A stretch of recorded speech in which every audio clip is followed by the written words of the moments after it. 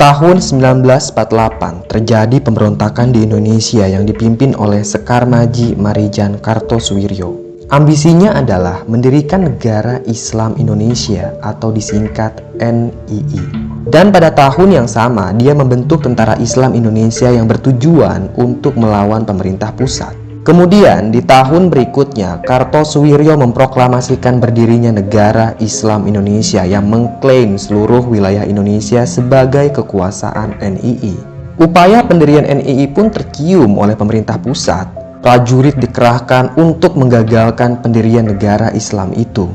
Para tentara NII yang terdesak saat itu bertahan hidup dengan bergerilya di hutan dan masuk ke perkampungan. Gerombolan inilah yang kemudian masuk ke desa Bojong Pinang dan meresahkan warga di sana. Nah, pada episode sebelumnya, Pocong Dulo berhasil digali oleh seorang lelaki bernama Raka. Dia dibantu oleh makhluk halus bernama Nini Liman. Raka berhasil memanfaatkan Dulo untuk memperoleh ilmu gaib dan menjadikannya sebagai pesugihan. Semenjak saat itu, Raka menjadi sangat sakti dan bisa menyembuhkan berbagai penyakit. Banyak orang yang datang padanya untuk berobat. Mereka semua sembuh secara ajaib. Selama bertahun-tahun, Raka menjadi seorang tabib di desa Bojong Pinang. Namanya semakin terkenal ke desa-desa tetangga. Kekayaan Raka pun semakin bertambah. Namun, kini dia lebih sering tinggal di hutan Gantarawang, tepatnya di sebuah gubuk tempat menyimpan jasad Dulo. Hingga suatu hari, meletuslah pemberontakan di Indonesia yang dipimpin oleh Kartosuwiryo. Para simpatisan Kartosuwiryo semakin banyak, bahkan didominasi oleh para jawara yang bengis. Mereka bergerilya ke desa dan hutan untuk membunuh semua orang yang pro pada pemerintahan. Dan desa Bojong Pinang adalah salah satu desa yang mereka datangi. Saat tentara NII itu masuk ke desa Bojong Pinang, semua warga berteriak ketakutan. Mereka semua bersembunyi di rumahnya masing-masing.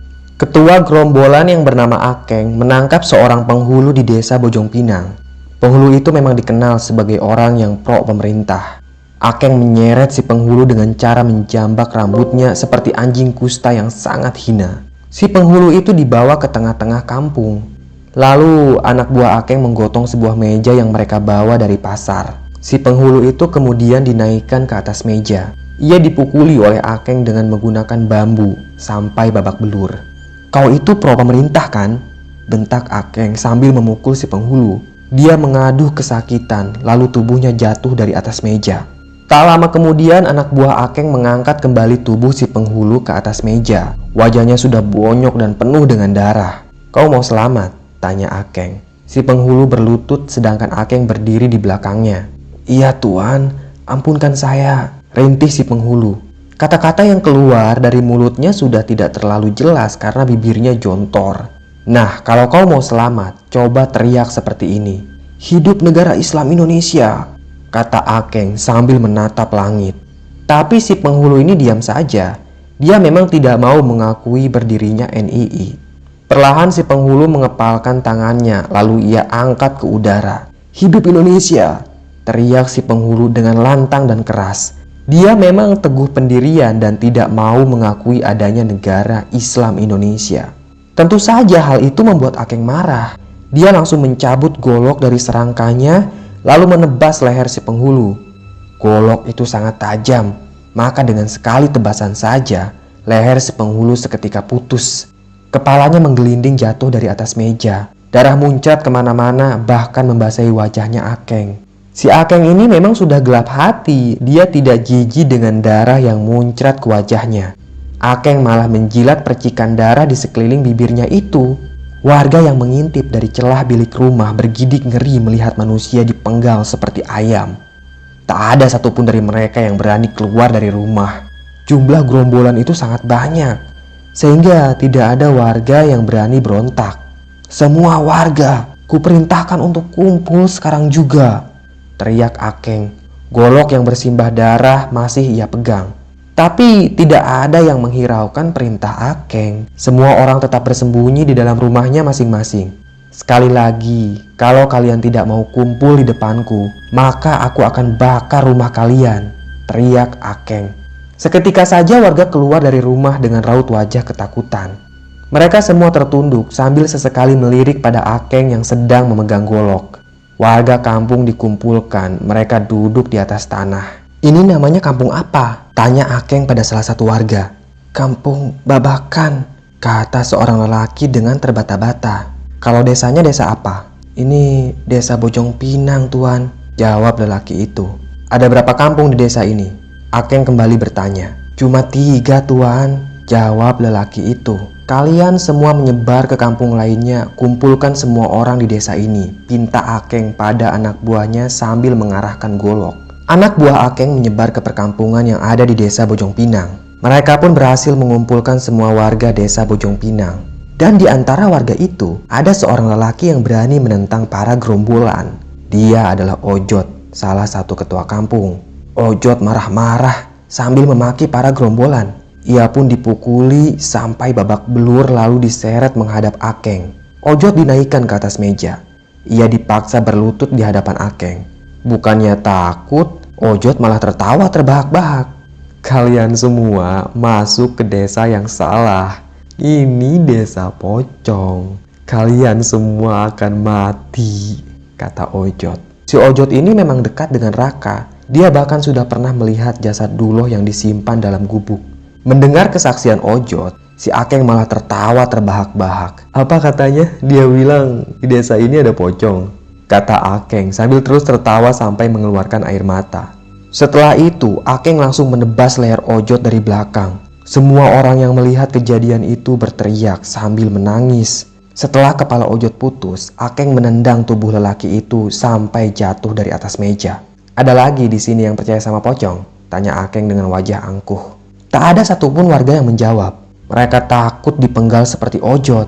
Akeng memaksa semua warga untuk bersaksi kalau NII adalah negara mereka. Saat itu tak ada seorang pun yang berani menentang. Mereka mengikuti apa yang dikatakan Akeng bahwa NII adalah negara baru di Nusantara ini.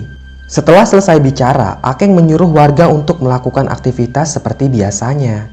Yang penting bagi Akeng adalah pengakuan warga terhadap NII. Selama tinggal di desa Bojong Pinang, Akeng juga minta disediakan makanan setiap hari. Bahkan para gerombolan itu merampok kambing ternaknya warga. Tak ada satupun warga yang berani melawan. Mereka menuruti apa perintah Akeng dan setiap hari warga harus susah payah untuk menyediakan makanan yang enak-enak. Saat malam tiba, para gerombolan itu bermukim di rumah-rumah warga. Sebagian dari mereka berjaga di sudut kampung untuk memastikan kalau kelompok mereka selalu aman. Nah, sekitar jam 1 malam, salah satu gerombolan yang sedang berjaga melihat ada cahaya obor di tengah hutan. Si gerombolan tersebut pun penasaran. Dia mengajak seorang temannya untuk mengecek siapa yang malam-malam begini ada di tengah hutan. Mereka berdua menenteng senjata api dan golok. Kedua gerombolan tersebut selalu waspada karena bisa jadi yang mereka lihat itu adalah musuh. Mereka masuk ke dalam hutan dan mengikuti cahaya obor yang berjalan ke arah barat. "Ayo, ikuti cahaya itu," kata salah satu gerombolan. "Tapi hutan ini semakin gelap.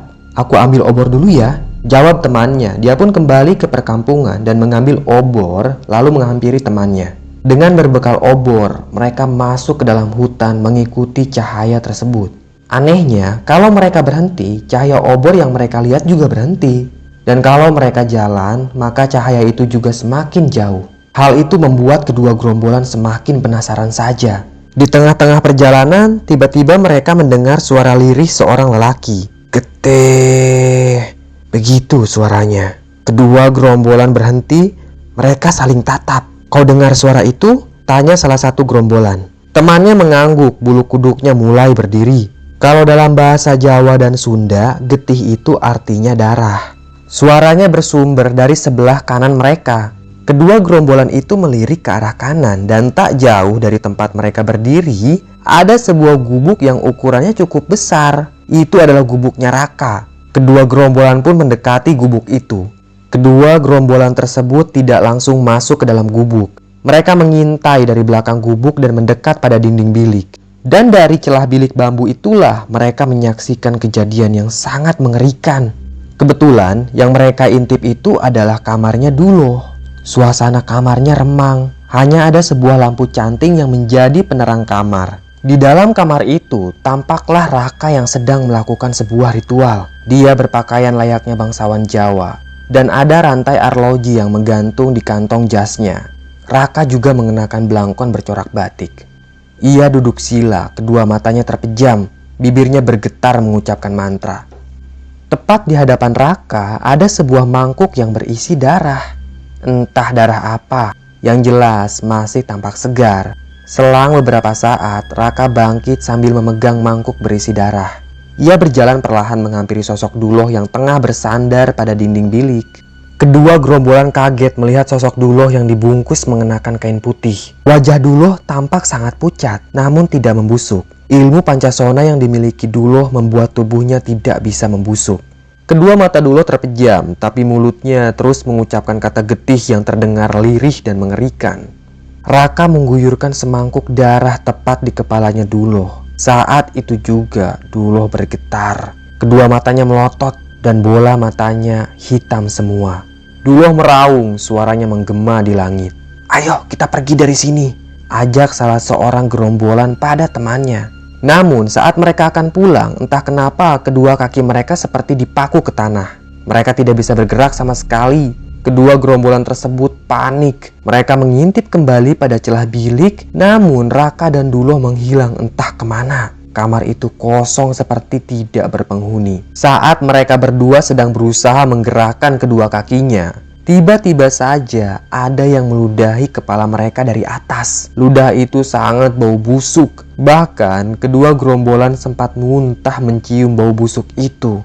Dan ketika mereka mendongak ke langit, ada sosok Duloh yang sedang melayang tepat di atas kepala mereka. Jelas sekali penampakan itu membuat gerombolan ketakutan. Mereka ingin lari tapi tidak bisa. Si gerombolan yang memegang senjata api, dia langsung menembak Duloh berkali-kali. Tapi tidak mempan, bahkan peluru itu seperti menembus awan yang melintas begitu saja ketika mengenai si Duloh. Dan tak lama berselang, kepala mereka terasa sangat panas. Mereka berteriak sambil memegangi kepala yang seperti dibakar. Entah apa yang terjadi selanjutnya. Yang jelas, keesokan paginya jasad kedua gerombolan itu tergeletak di tengah-tengah kampung.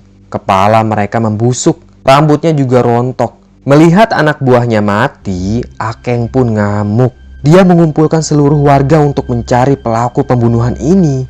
Jelas saja tidak satupun warga yang mau ngaku, dan memang pelakunya bukanlah warga desa Bojong Pinang. Karena tidak ada yang mau ngaku, Akeng pun menarik seorang lelaki tua dan mengancam akan membunuh lelaki itu. Semua wanita yang kumpul saat itu menangis, mereka sangat ketakutan. Akhirnya ada seorang nenek-nenek yang berdiri. Akeng malah tertawa, dia bilang, "Mana mungkin nenek itu membunuh gerombolan?" "Aku memang bukan pembunuhnya," kata si nenek. "Lantas kenapa kau berdiri?" tanya Akeng sambil tertawa. "Yang membunuh teman kau itu adalah pocong," kata si nenek dengan raut wajah datar. Akeng lagi-lagi tidak percaya pada perkataan si nenek. Pocong itu cuma mitos buat nakut-nakutin anak kecil. Bentak si Akeng. "Pocong bukanlah mitos, dia benar-benar ada. Dan kalian sudah membuatnya marah," kata si nenek. Dan tak lama kemudian datanglah hembusan angin yang tak terlalu kencang namun memberi kesan akan kehadiran makhluk gaib. Akeng terdiam sesaat. Dia lalu melepaskan si lelaki tua dari cengkeramannya dan menghampiri si nenek. "Kalau memang di desa ini ada pocong, buktikan bawa aku ke pocong itu," ucap Akeng di hadapan si nenek. Si nenek mengangkat lengannya dan menunjuk ke hutan Gantarawang. "Apa pocong itu di sana?" tanya Akeng. Nenek itu mengangguk. Lalu terdengarlah suara raungan yang sangat menggema dari dalam hutan. Anak buah Akeng mundur beberapa langkah. Mereka bergidik ngeri mendengar raungan itu. Akeng pun penasaran. Akeng memerintahkan 5 orang anak buahnya untuk masuk ke dalam hutan. Sementara si Akeng dan gerombolan lainnya hanya menyaksikan di pinggir hutan. Semakin anak buahnya masuk ke dalam hutan, mereka semakin tidak terlihat. Karena hutan itu memang sangat lebat. Namun tak lama kemudian terdengar suara lelaki yang berteriak minta tolong dari dalam hutan. Mereka semua seperti sedang disiksa, menjerit-jerit minta ampun. Entah apa yang terjadi dengan mereka. "Apa di hutan ini ada harimau?" tanya Akeng pada warga. "Tidak pernah ada harimau di hutan ini. Tapi di dalam hutan ada seorang tabib bernama Raka dan dia tinggal di dalam gubuk," jawab salah seorang warga. "Raka?" tanya Akeng. "Iya, dia seorang tabib sakti," kata warga. Akeng belum punya nyali untuk masuk ke dalam hutan. Dia malah menyuruh anak buahnya lagi untuk melihat apa yang terjadi di sana. Anak buah Akeng saat itu saling lempar tugas. Mereka juga ketakutan. Tak ada satupun anak buah Akeng yang mau masuk ke dalam hutan Gantarawang. Tapi Akeng dengan bengis memaksa mereka. Dan terpaksa akhirnya 3 orang anak buahnya Akeng masuk ke dalam hutan Gantarawang. Namun lagi-lagi setelah mereka tidak terlihat, terdengarlah jeritan mereka yang terkesan sedang disiksa. Lalu jeritan itu hilang begitu saja dan semua anak buah Akeng yang masuk ke dalam hutan tak kunjung kembali. "Bagaimana ini?" tanya anak buahnya Akeng. "Kita serang rame-rame saja," jawab Akeng. Akeng menyuruh semua anak buahnya untuk mengeluarkan senjata yang mereka punya. Bagi gerombolan yang memegang senjata api, mereka berjalan di barisan paling depan. Perlahan, para gerombolan itu masuk ke dalam hutan Gantarawang. Semakin mereka masuk, maka suasana semakin remang karena pepohonan di hutan itu sangat besar dan daunnya juga rindang. Di tengah-tengah perjalanan, salah satu anak buah Akeng berteriak. Ada yang menarik kaki gerombolan itu. Ia pun terseret masuk ke dalam semak-semak. Lalu ada darah yang muncrat dari balik semak-semak. Semua gerombolan langsung mundur beberapa langkah. Mereka semua panik.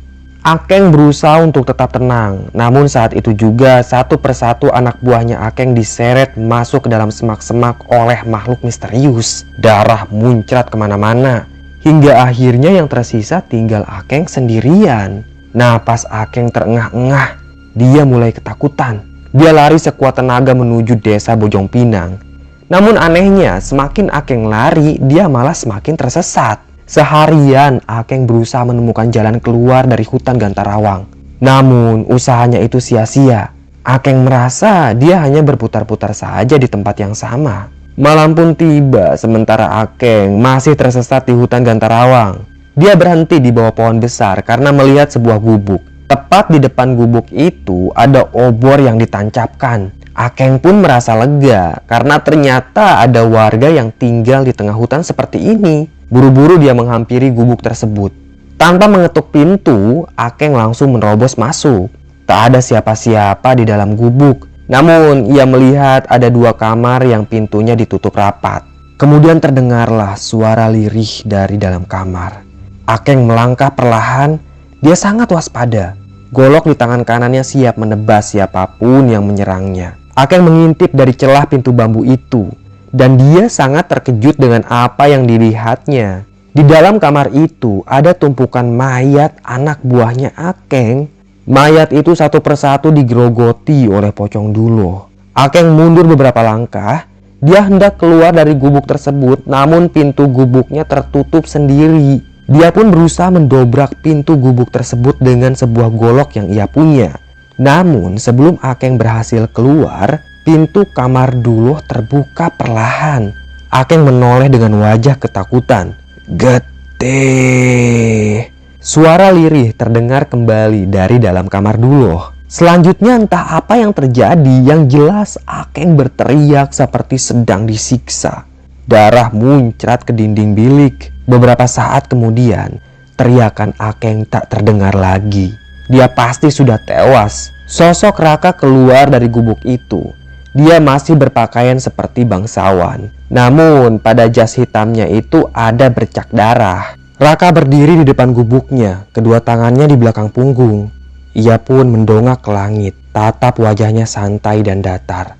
Kekuatan gaib yang dimiliki Raka semakin besar dan buas. Dia bukan hanya bisa mengobati orang sakit, tapi Raka juga bisa membunuh orang dengan kekuatan Duloh yang ia kuasai. Walau sekarang Raka sudah menguasai ilmu gaib, namun masih ada pertanyaan yang tak bisa ia jawab. Pertanyaan itu adalah, siapa yang menyantet kedua orang tuanya dulu? Raka yakin kedua orang tuanya itu mati kena santet. Tapi siapa pelakunya? Apakah dia masih hidup?